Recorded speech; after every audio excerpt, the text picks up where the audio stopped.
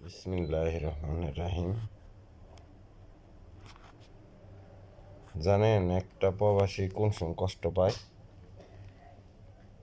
যে সমকে তার প্রবাস শেষ করে বাংলাদেশে আইবার চায়, তার ফ্যামিলির থেকে, তার আত্মীয় স্বজনের থেকে যে সমকে কয় যে সংসার কেমনে চলবো, একটা প্রবাসী সেই সমকে সবচেয়ে বেশি কষ্ট পায়।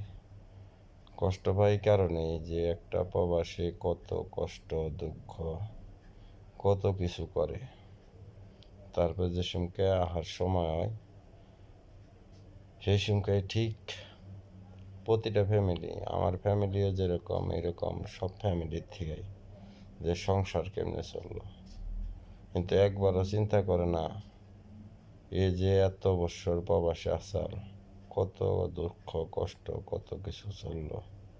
যদি প্রবাসে না আইতো তেলও তো চলতো, কিন্তু এরা এইটা বোঝে না।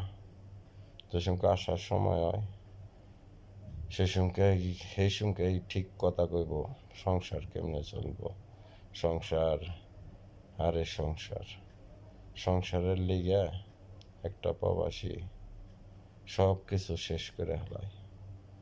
তার কত দুঃখ কত বেদনা। তাই তো প্রবাসী ভাইরা আমার মতো ব্যাক করলেন না। আমি তো ব্যাক কল, তো আপনারা ব্যাক করলেন না। সবাই আমার জন্য দোয়া করবেন। ব্যাক কলের আর ব্যাক কল কি, আমরা প্রবাসী এমনি তো ব্যাক কল।